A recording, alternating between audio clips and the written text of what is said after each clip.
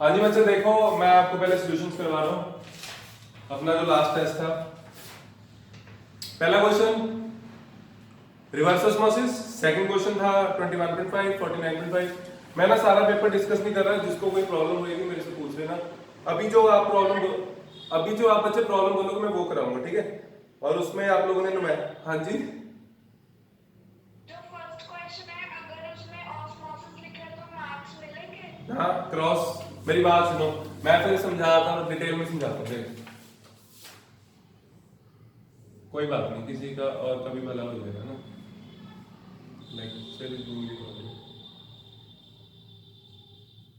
बच्चे आपको ना ऑस्मोसिस पहले क्लियर होना चाहिए, ऑस्मोसिस होता क्या है।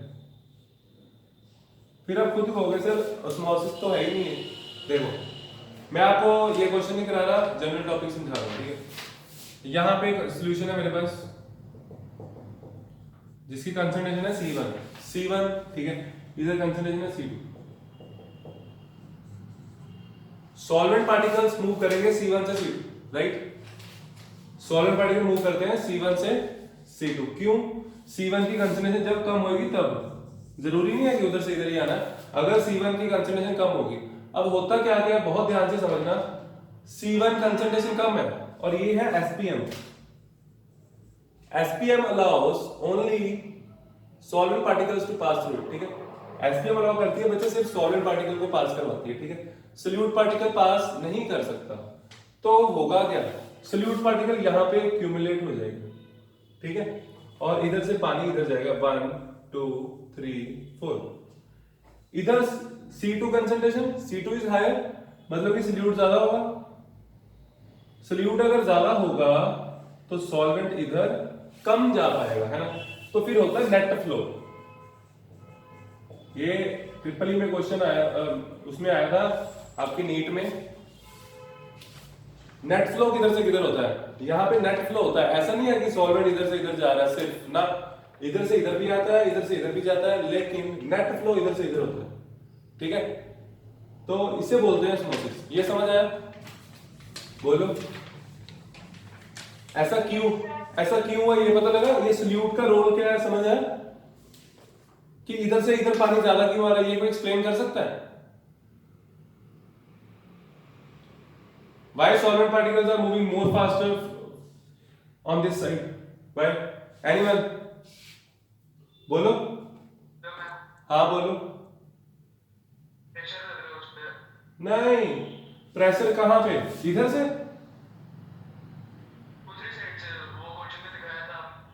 वो बच्चे क्वेश्चन में डिस्कस नहीं किया मैंने अभी। क्वेश्चन डिस्कस करना है, मैं जनरल पूछ रहा हूँ, प्रेशर नहीं लगाया अभी मैंने।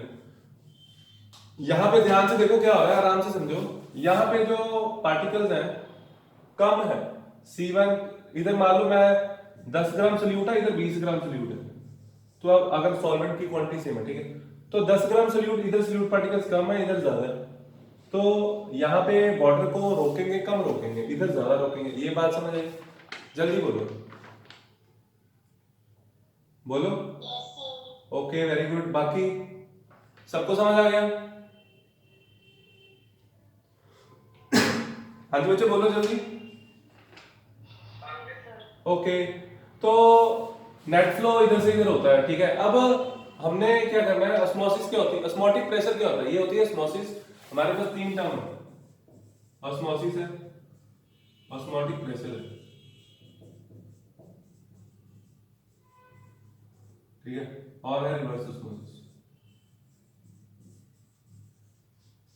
दिस रियल डिफरेंट है, ये दोनों प्रेशर है, ये प्रेशर है, ठीक है, वो ऑस्मोसिस है, ऑस्मोसिस रिवर्स ऑस्मोसिस। लेकिन प्रेशर का रोल है इसमें, देखो कैसे। यहां पे हमने प्रेशर लगाया पाइप। पाइप प्रेशर जब हम लगाएंगे तो अगर मैं बोलूं कि ये ऑस्मोटिक प्रेशर है, तो ऑस्मोटिक प्रेशर की डेफिनेशन पता क्या है? ऑस्मोटिक प्रेशर वो प्रेशर होता है जिसको लगाने पे नेट फ्लो रुक जाए, नेट फ्लो इक्वल हो जाए, ठीक है। पानी इधर से इधर जा रहा था, यहां से जब प्रेशर लगाएंगे, पंप करेंगे, तो वाटर को पुश मिलेगा, ठीक है। तो वाटर इस तरफ जाएगा, इधर भी इक्वल हो जाएगा। वाटर जितना इधर आ रहा है उतना ही उधर जा रहा है, तो नेट फ्लो जीरो हो जाएगा। ये बात समझ आएगी? ऑस्मोटिक प्रेशर क्या होता है, बोलो बोलो बोलो। Very good. Pi osmotic pressure होता है, ठीक है। इफ मान लो पाई 1, अगर मैंने पाई 1 ज्यादा कर दिया ऑस्मोटिक प्रेशर से, ठीक है, पाई 1 यहाँ पे प्रेशर लगाया which is greater than osmotic pressure, तो सॉल्वेंट पार्टिकल्स और ज्यादा जाएंगे इधर से। फिर उल्टा होने लग गया, सॉल्वेंट पार्टिकल मूव करें from higher concentration to lower concentration, this is reverse osmosis. बात समझ आई? कुछ नहीं समझ आया पूछ लो, बोलो। आगे समझ सर। Okay very good. अब जो हमारा क्वेश्चन है उसमें भी यही हो रहा है।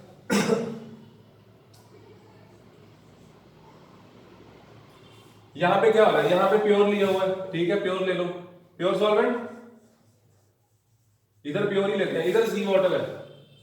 अगर इधर सी वाटर है तो इससे मान लो कंसंट्रेशन हाई है, कंसंट्रेशन हाई है मतलब यहाँ पे पार्टिकल्स बहुत ज्यादा एक्यूमुलेट हुए होंगे और इधर से सॉल्वेंट का उधर जाना पॉसिबल नहीं है।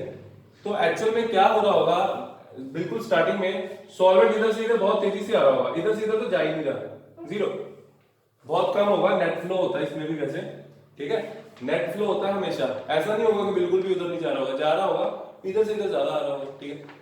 तो हमने क्या किया, हमने प्रेशर बढ़ाया, प्रेशर बढ़ाते गए एक जगह पे आके इक्वल हो गया, ठीक है। फिर हमने प्रेशर एक्सेस में लगाया, उसको जो हम एक्स्ट्रा प्रेशर लगाते हैं बच्चे, ठीक है, उसके कारण होती है रिवर्स ऑस्मोसिस। समझ आया? इसीलिए डिसलाइनेशन में यूज होता है। यहाँ पे सी वाटर है, सॉल्वेंट पार्टिकल्स उधर गए तो यहां से प्योर सॉल्वेंट बाहर आया, समझ? बोलो हाँ जी, बोलते रहा करो।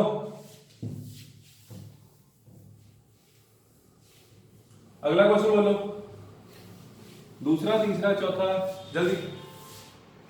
नेक्स्ट क्वेश्चन,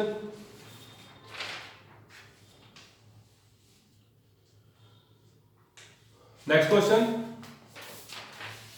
बच्चे, क्वेश्चन तो बोलो कौन सा कराना है।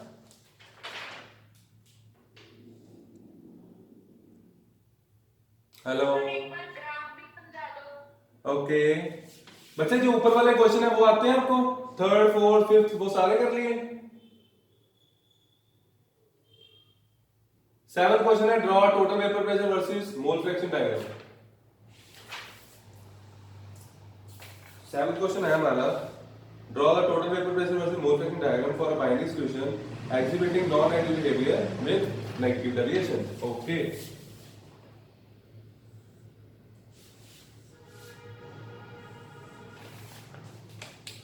नॉन आइडियल सॉल्यूशन है, नेगेटिव डेविएशन शो कर रहा है, ठीक है, नॉन आइडियल सॉल्यूशन ही शो करते हैं नेगेटिव डेविएशन, है ना। यहां पे आपको पहले एक चीज लेट करनी होती है, let us suppose pure pressure of A less कर देता हूं, is less than pure pressure of B, ठीक है। इधर आ गया वेपर प्रेशर, इधर आ गया vapour pressure, and this is mole fraction.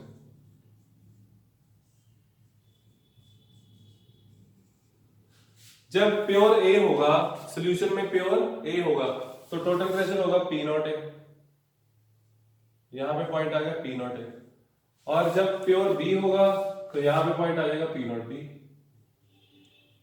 और जो टोटल प्रेशर होगा, ये आइडियल का बना रहा हूं पहले, टोटल, ठीक है, ये आइडियल का। तो जो आइडियल का केस होता है, जो हमारा आंसर होता है हमेशा पी नॉट ए और पी नॉट बी के बीच में रहता है, ये मैंने पहले भी बात आपको बताई है, ठीक है। और उसके बाद इधर this is for ideal, right. अब यहां पे आप लोगों को ये लाइन और ये लाइन क्या है ये भी देख लो, ये पी टोटल होता है बच्चे for ideal solution, right, P total for ideal, मैं ऊपर लिख देता हूं। तो यहां पे क्या है, साफ साफ दिख रहा है, यहां पे एक्स ए कितना है, पी ए, पी नॉट ए के प्रेशर इक्वल आ रहा है, तो एक्स ए मैक्सिमम होगा, 1 होगा, ठीक है। और ये जो लाइन है बच्चे, यहां पे मैं एक्स भी लिख देता हूं, पहले एक्स ए 0 लिख देता हूं, ठीक है। यहां पे एक्स ए 0 है, ये जो लाइन है किसकी है, पी ए की, this is P A, P A equals to P naught A X A, ठीक है। एक्स ए की वैल्यू पुट करोगे 0, आंसर क्या आएगा 0, धीरे धीरे बढ़ता जाएगा, यहां पहुंच जाएगा। सिमिलरली ये X B equals to 0, X B equals to 1, right. ये बच्चे आइडियल का कर्व है, एक साइड पे आइडियल का कर्व भी बना लो।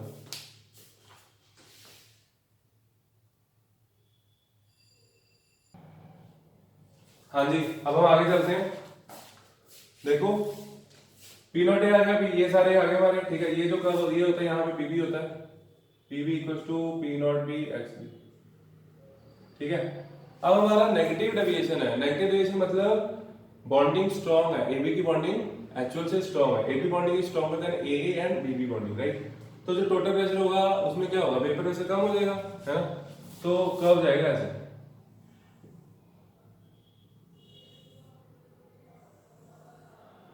बन गई।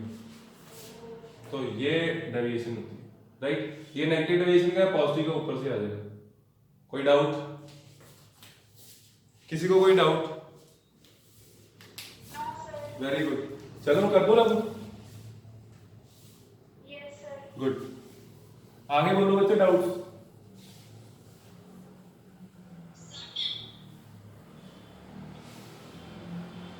हाँ जी बच्चे बोलना doubt. Question number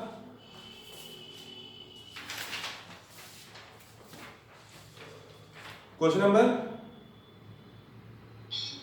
10th, an aqueous solution of 2% non-volatile exert a pressure of 1.004 bar at the normal boiling point of the solvent. What is the molar mass of the solute? अच्छा 2% solution है, और जो solute है वो non volatile है ना, ठीक है। और हमें पीए दिया हुआ है, या पीटी लिख लो या पीए लिख लो, 1.0041, 1.004, ठीक है। अब हमें पी ए पी नॉट ए नहीं पता, पी नॉट ए हमें नहीं पता, लेकिन उसमें शायद लिखा हुआ है वहां पे कि इट्स अ एक्वस सॉल्यूशन, है ना। तो उसमें बोलना भी हुआ साथ में, पूरी लाइन हम देखो, an aqueous solution of 2% non-volatile exert a pressure of 1.004 bar at the normal boiling point of the solvent, at the normal boiling point of the solvent. normal boiling point का मतलब है, क्या मतलब है, प्योर कितना होगा प्रेशर, 1 बार, 1 बार pressure, ठीक है। तो हो गया, अब तो हो जाएगा, क्या करा लो। Sir P total minus P naught A upon P naught A वाला फॉर्मूला लगेगा। ये हो जाएगा। सॉल्वेंट को 98 ले लोगे, 2 ग्राम सोल्यूट, सॉल्वेंट 98 ग्राम, सॉल्वेंट का मोलर मास 18, सोल्यूट का मोलर मास आ जाएगा। सर हाँ जी, सर नेगेटिव में आएगी एचपी, आहो कैसे, पी नॉट ए माइनस पी नॉट ए नहीं होएगा। ये फॉर्मूला ही गलत लग रहा है, पी नॉट ए माइनस पी टी, ये प्रेशर बढ़ गया।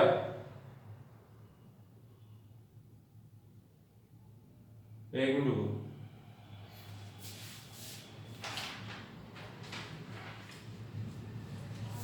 पी नॉट ए minus P T upon P naught ए,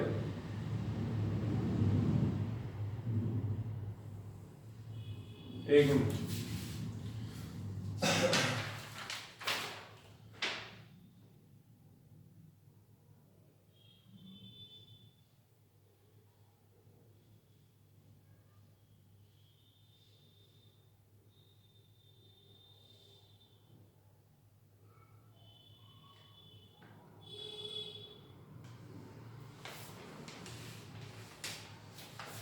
वैल्यू कम आनी चाहिए। देखो जब हम नॉन वोलेटाइल इम्प्योरिटी ऐड करते हैं तो प्रेशर की वैल्यू, तो अगर मैं प्रेशर लूं, प्रेशर की वैल्यू कम आनी चाहिए ना। नॉन वोलेटाइल इम्प्योरिटी ऐड करने से लोरिंग आती है, और यहाँ पे ये कह रहा है लोरिंग नहीं है। An aqueous solution of 2% non volatile exerts a pressure of 1.004 bar at the normal boiling point.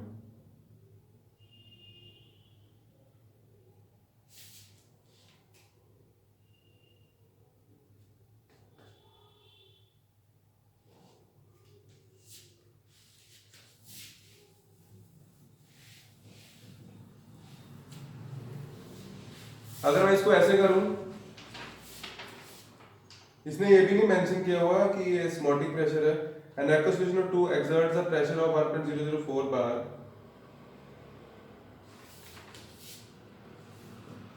ये लगा दें क्या, इसे कर ले। सर हमें कैसे पता लगेगा कि ये वाला फॉर्मूला लगता है? यहां पे मेंशन है, यहां पे दिया हुआ है सब कुछ। 2% non volatile exerts the pressure of this much bar at the normal boiling point of the solvent। चलो मैं देखता हूँ फिर कैसे करना है, ठीक है, बता दूंगा मैं। चेक कर लेते हैं, हो सकता है वैल्यू गलत हो, 1.004 बार वाली है ना। अगला देखो, next numerical, question number 14। Question number 14 में वो कह रहा है a solution of urea in water is to be prepared so that the difference in boiling point and freezing point is 102। मतलब कि 2 डिग्री का फर्क आ रहा है ना। तो जो एक्चुअल होता है T नॉट B होता है बच्चे 100 है ना, और T नॉट F होता है 0 डिग्री सेल्सियस। तो इनके बीच का अभी जो डिफरेंस है वो कितना है, वो डिफरेंस है 100 का, है ना।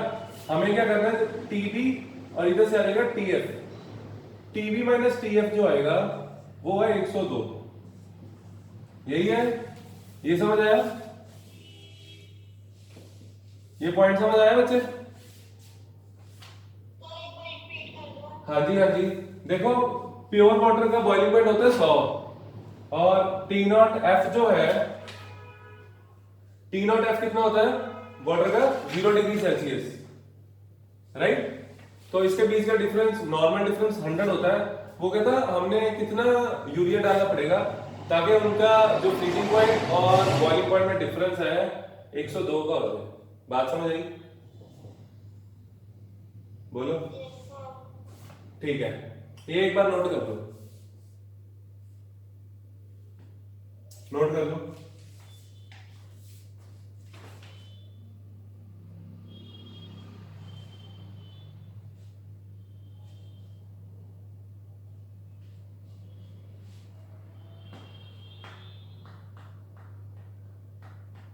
चले बच्चे आगे।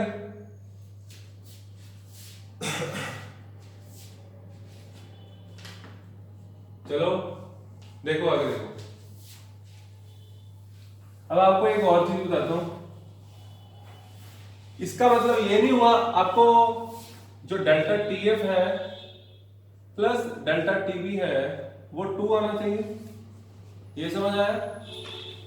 इसको देखो कैसे समझा जाएगा, इसको ऐसे समझ सकते हो, दिस इज नंबर लाइन,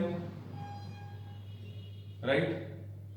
यहां पे है T नॉट D, यहां पे है T नॉट F, और जब डेल्टा TF आता है बच्चे, मैं इधर से इस तरफ जाऊंगा, है ना, तो this will be delta TF and this will be delta TB। ये डेल्टा TB, ठीक है, और डेल्टा TF टोटल कितना होना चाहिए 2। ये समझ आया? बोलो।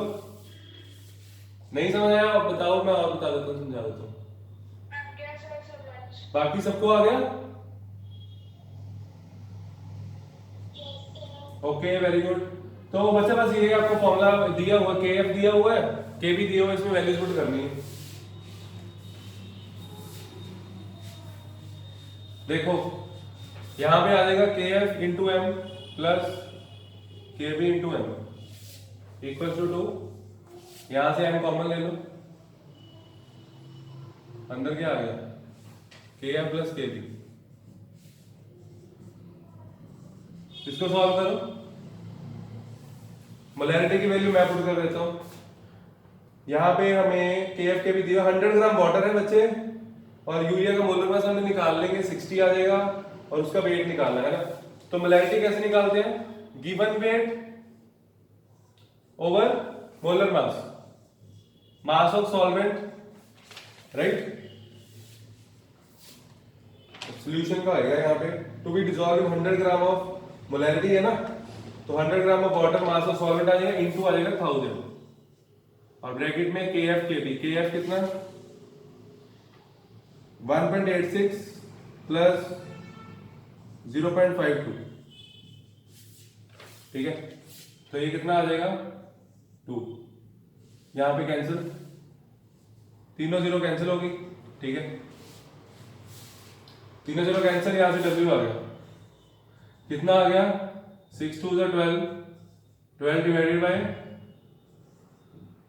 2.38 आ गया आंसर। ये कैलकुलेट करना, आंसर निकालो। दिख नहीं रहा? अच्छा एक मिनट, मैं ऊपर लिख देता हूँ। बच्चे यहां तक विजिबल है?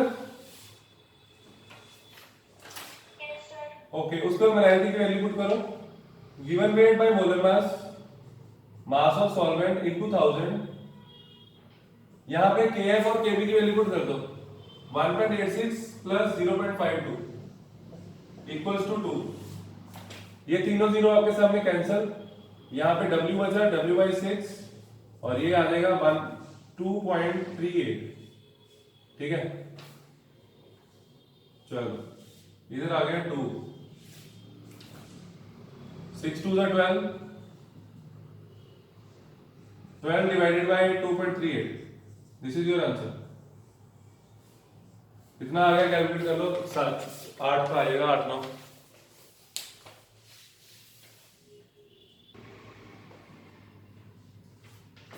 देखो लास्ट क्वेश्चन में फोर्सेस बताएंगे, n हेक्सेन n ऑक्टेन, मैं लिख देता हूं, चलो n hexane plus n octane, है ना।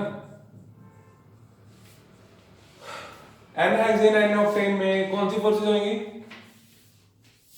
कौन सी होंगी, वंडरवॉल्स,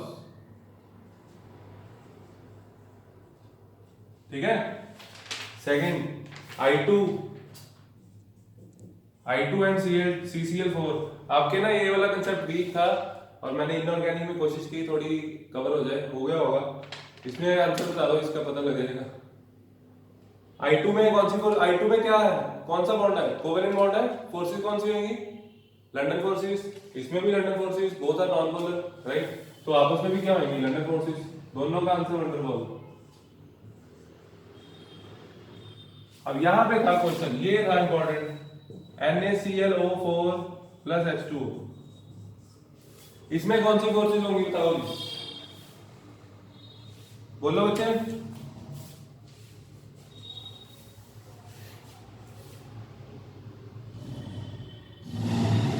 बोलो,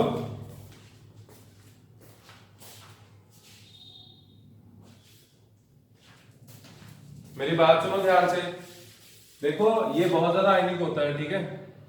तो होता क्या है, Na पॉजिटिव, सॉल्यूशन में कुछ ये होने वाला है। हाँ हाँ, ये यहां तक दिख रहा है, ये थोड़ा सा, कोई नहीं, मैं रख कर दूं, कोई बात नहीं बच्चे, दोबारा कर दो, ऊपर कर दो।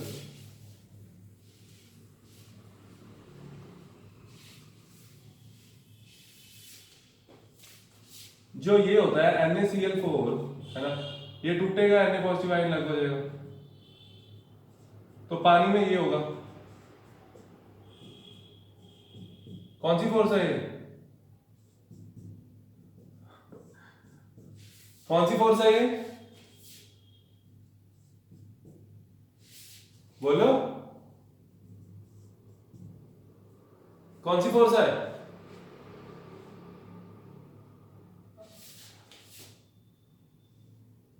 ये फोर्स है आयन डाइपोल,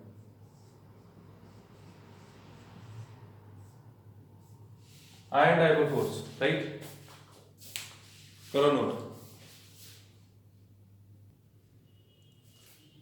देखो क्वेश्चन कैसे था, 2% माइक्रो सॉल्यूशन था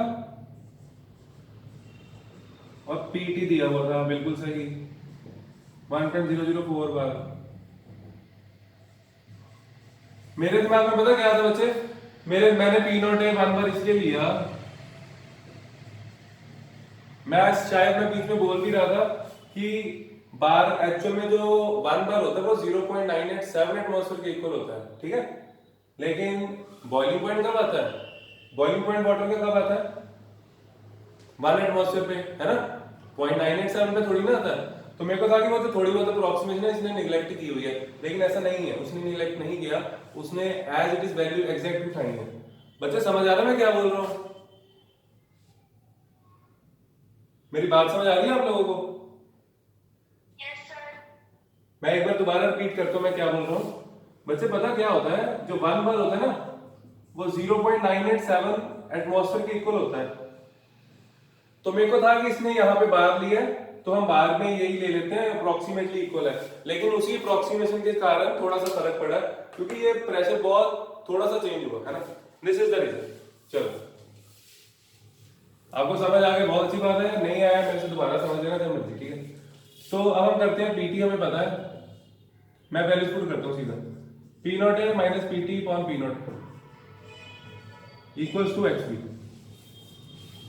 पी नॉट है कितना 1.00325 माइनस 1.004। ये कैलकुलेट करके बताओ जल्दी मेरे को,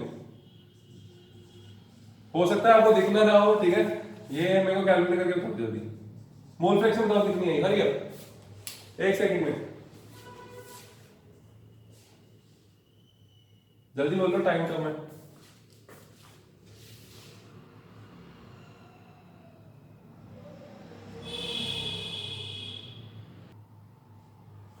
चलो अगर लेक्चर ऑफ हो जाता है तो ये आप लोग कर लेना अभी, ठीक है। मोल फ्रैक्शन आ गई हमारे पास 0.02237, this is equals two moles of solute. आप लोग देख सकते हो मोल फ्रैक्शन बहुत कम है, तो नीचे से चाहो तो निगलेक्ट भी कर दो, मैं निगलेक्ट करके कराऊंगा, जल्दी हो जाएगा। 2% सॉल्यूशन है, 2 डिवाइडेड बाय मोलर मास, और यहाँ पे 98 डिवाइडेड बाय 80, ये डिवाइड करना बच्चे कितना आया, 2 into 18 36, 36 by 98 divided by 0.0237, this is your answer। Calculate कर दो जल्दी जल्दी।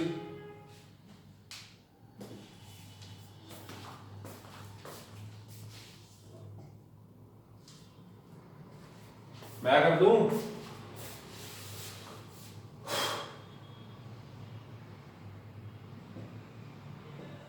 जल्दी करो कैलकुलेटर।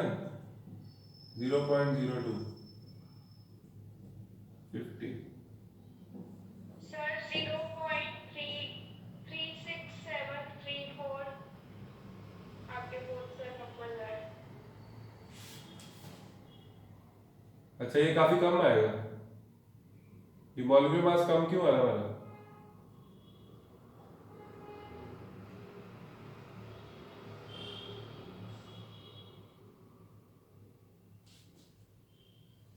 मोलर मास कम आ रहा है, 2 given weight by molar mass, given weight by molar mass.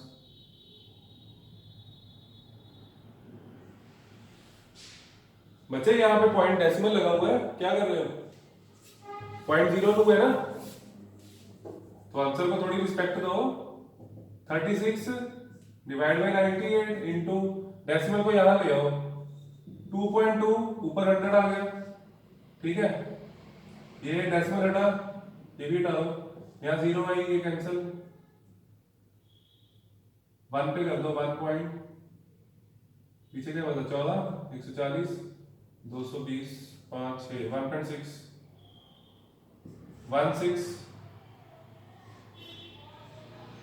1600 divide by 98, 17 के आसपास आंसर आया। कितना आंसर आया, कैलकुलेटर मारो जल्दी।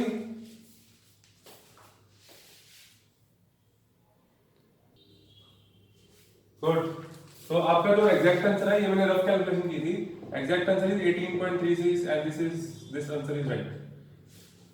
बच्चे ये थे आपके सॉल्यूशन के डाउट, अभी आपको दोबारा लिंक भेज रहा हूँ फॉर इलेक्ट्रोकेमिस्ट्री, राइट।